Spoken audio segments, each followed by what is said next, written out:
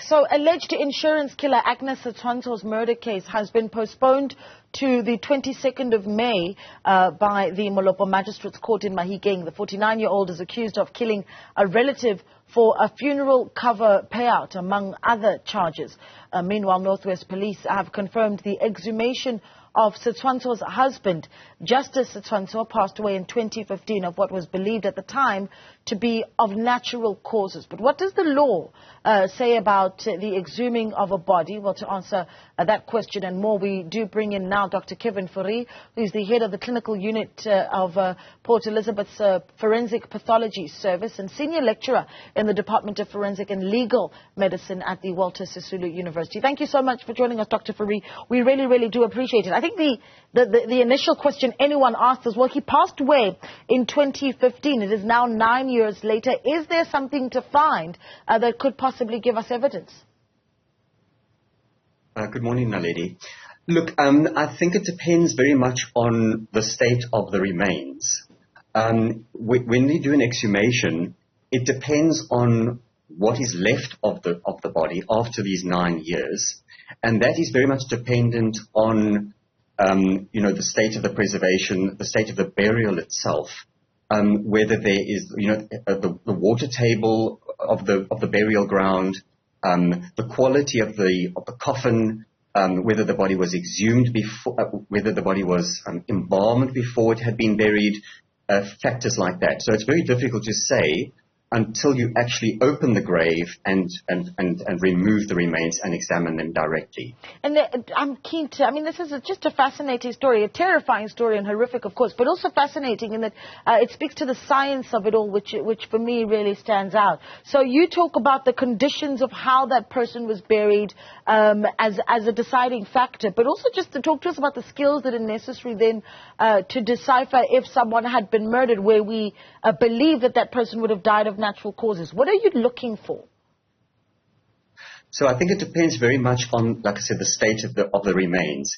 If the grave or the burial area is very warm and dry, you would get natural mummification, which preserves the body really well, and you may be able to see wounds on the skin that have desiccated and dried out. Certainly you'd be able to see a stab wound, bullet wound, things like that. If you have, if all the soft tissues have decomposed, there may only be bony remains, skeletal remains, which you can examine anthropologically, looking once again for bone injuries to the bone, bullet wounds. You can clearly see stab wounds, cut marks, etc. That would be visible macroscopically, and then obviously also if they, possibly a poisoning. If that is the case, they can take special samples specifically from the remains, the hair, the fingernails.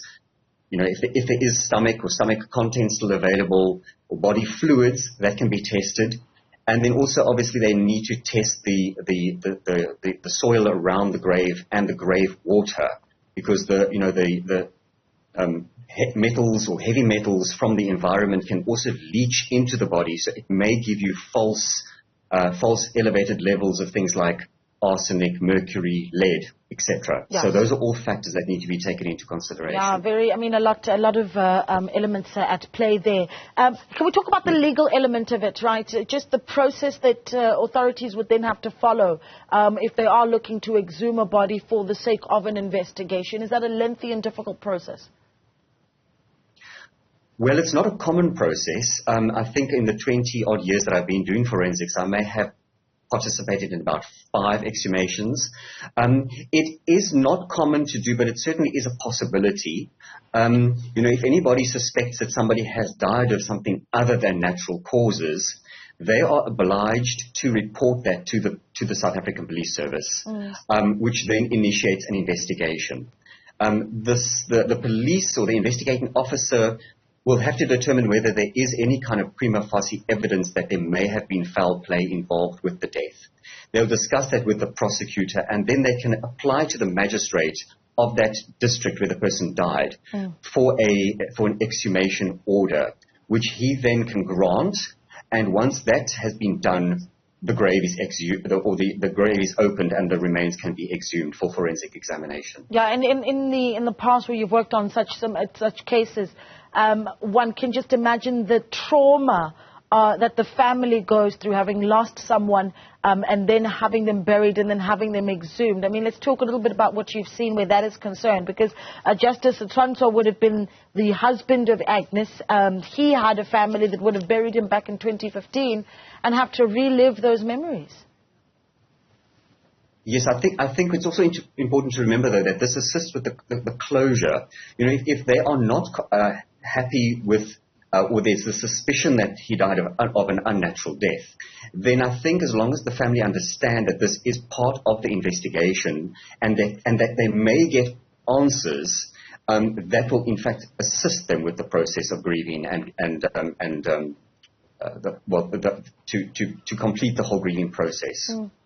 Is there something that can be done so that we don't get to a point where we're needing to, years down the line, exhume the body of, like we're doing now, Justice Setshwantsho, that took place this week, and then just over a month ago, the son of the suspect, Kutlo Setshwantsho, also his body being exhumed? I mean, what is it that law enforcement needs to be doing when a person is declared dead, so that we don't get to this very horrific point? Right. So when a person dies, the treating doctor or a doctor from the undertakers will normally view a body and check that there are no external injuries. They have to actually physically examine that body and make sure that it is the person that they are, that it is alleged, and then they will sign a death notification form to say that the person has died of natural causes, whatever they suspect was the cause of death. If they have any reason to suspect that the person died of something other than natural causes, and that is clearly stated in the Inquest Act of 1959, then they have to report that to the South African Police Service immediately.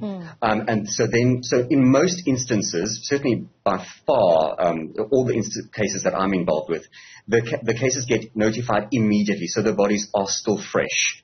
And it is, like I said, very rare that they would have buried and then subsequently that suspicions arise and exhumations are then required. Yeah, fascinating and scary all at the same time, but we do appreciate the time. Thank you so much for speaking to us. Dr. Kevin Fourie there is the head of the clinical unit at Port Elizabeth's Forensic Pathology Services, and also senior lecturer in the Department of Forensic and Legal Medicine at the Walter Sisulu University.